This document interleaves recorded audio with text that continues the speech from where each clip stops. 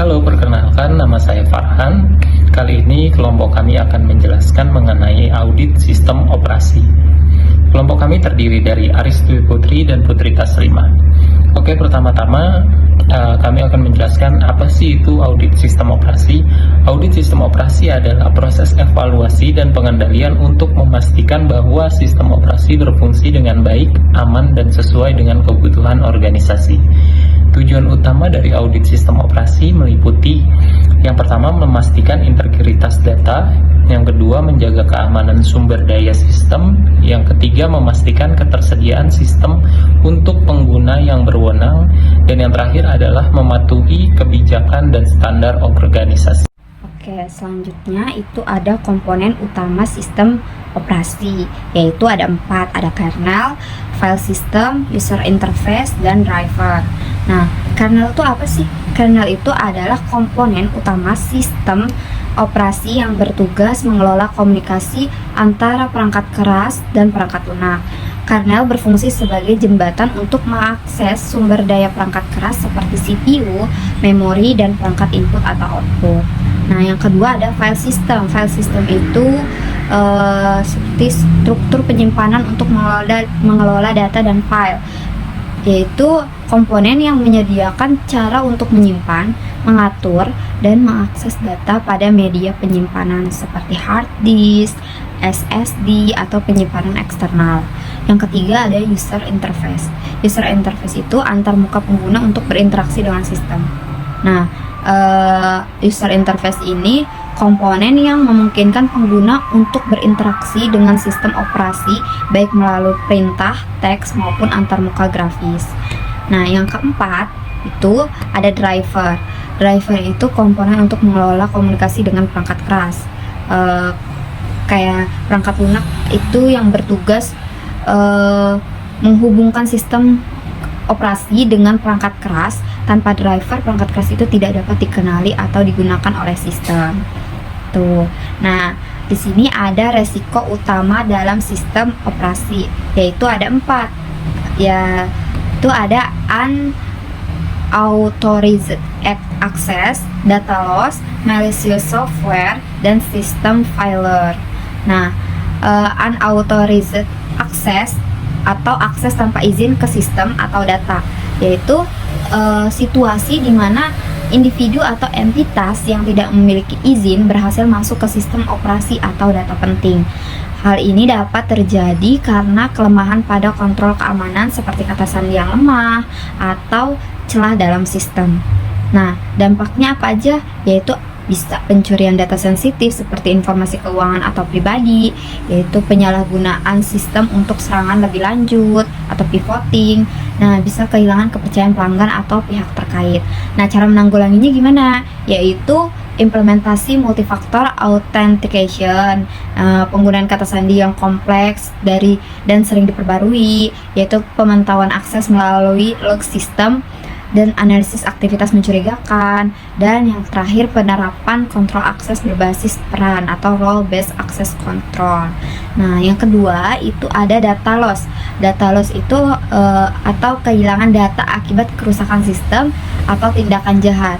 Nah, data loss ini adalah hilangnya informasi penting yang disebabkan oleh kerusakan perangkat keras, kesalahan pengguna, serangan cyber, atau kegagalan sistem operasi. Nah, dampaknya apa aja? Dampaknya itu hilangnya data penting yang tidak dapat dipulihkan, gangguan operasional yang mempengaruhi produktivitas, dan biaya tinggi untuk pemulihan data atau perbaikan sistem. Cara menanggulanginya gimana? Yaitu penerapan backup data secara berkala, lokal dan cloud, penggunaan solusi disaster recovery, dan pelatihan untuk mencegah kesalahan manusia dalam penanganan data. Nah, yang ketiga ada malicious software atau malware yang dapat merusak atau mencuri data. Nah, malware ini adalah perangkat lunak berbahaya yang dirancang untuk merusak sistem, mencuri data, atau mengakses sistem tanpa izin. Nah, dampaknya apa aja? Yaitu hilangnya data atau kerusakan sistem, pencurian informasi rahasia seperti kredensial pengguna, gangguan operasional karena sistem menjadi tidak dapat digunakan.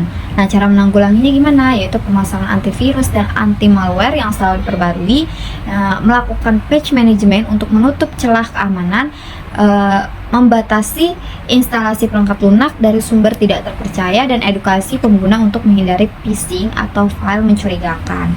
Nah, yang keempat itu ada sistem failure atau gangguan pada sistem operasi yang mempengaruhi layanan. Nah, sistem failure ini adalah kegagalan sistem operasi untuk menjalankan fungsinya dengan baik yang dapat disebabkan oleh kesalahan perangkat lunak, perangkat keras, atau konfigurasi. Nah, dampaknya apa aja? Yaitu ada gangguan layanan kepada pengguna akhir, penurunan produktivitas dan efisiensi operasional, ada biaya tambahan untuk perbaikan dan pemulihan sistem. Nah, cara menanggulanginya gimana? Yaitu melakukan preventive maintenance untuk perangkat keras, pengujian ekstensif untuk pembaruan perangkat lunak sebelum implementasi. Yang ketiga, implementasi solusi high availability seperti clustering atau failover. Yang keempat, monitoring sistem secara real time untuk mendeteksi masalah lebih awal. Baik teman-teman, untuk selanjutnya ada proses auditing sistem, yaitu ada planning the audit, testing controls, evaluating system logs, dan reporting findings. Untuk yang pertama itu planning the audit atau perencanaan audit.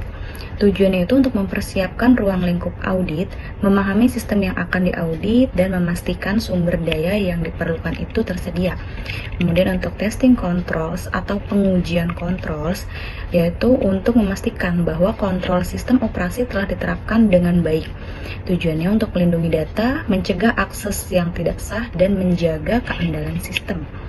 Kemudian untuk aktivitas utamanya itu ada evaluasi kontrol akses, kemudian pemeriksaan pembaruan keamanan dan patch, yang ketiga itu untuk verifikasi pengelolaan user account, dan terakhir untuk pengujian inskripsi. Kemudian yang ketiga itu ada evaluasi sistem logs atau evaluasi log system.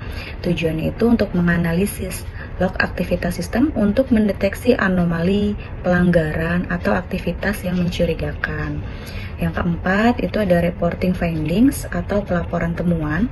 Tujuannya itu untuk menyampaikan hasil audit kepada manajemen dan memberikan rekomendasi untuk perbaikan. Nah, untuk aktivitas utamanya itu ada dokumentasi kelemahan, kemudian memberikan rekomendasi perbaikan, dan menyampaikan laporan ke manajemen. Nah, kemudian di sini ada teknik auditing, itu ada 3. Ada compliance testing, substantive testing, dan penetration testing. Nah, untuk compliance testing atau pengujian kepatuhan, di sini yang dimaksud itu adalah teknik audit yang bertujuan untuk memastikan bahwa sistem operasi mematuhi kebijakan organisasi, standar keamanan, dan peraturan yang berlaku.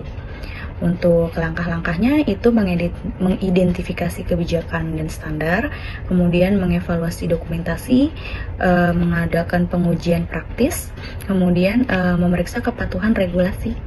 Nah, untuk yang kedua itu ada substantive testing atau pengujian substantif, yaitu pengujian yang berfokus pada memverifikasi keakuratan data, integritas proses, dan keberlangsungan operasional sistem.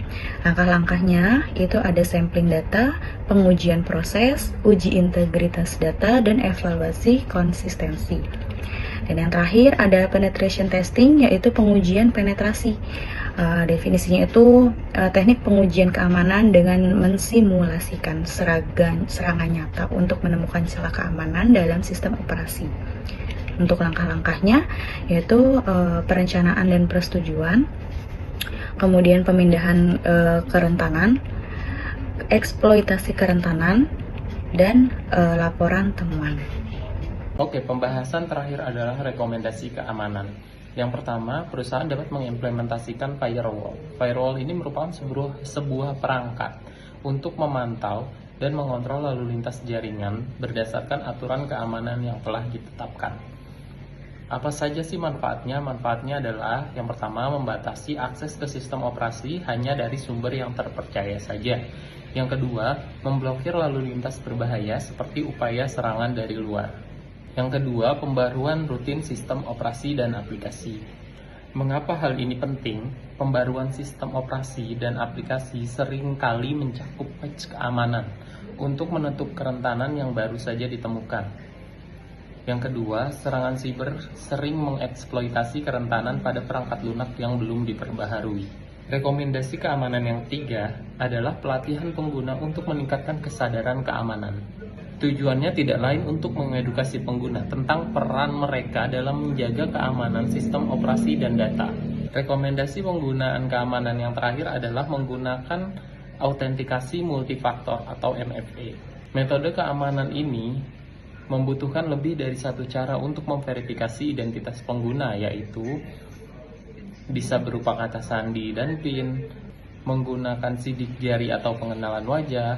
Keunggulannya memberikan lapisan keamanan tambahan sehingga meskipun kata sandi dicuri, akses tetap tidak dapat diberikan tanpa faktor kedua. Yang kedua, meningkatkan perlindungan terhadap serangan brute force atau phishing. Oke, sekian video presentasi dari tim kami tentang audit sistem operasi. Thank you for watching, bye-bye.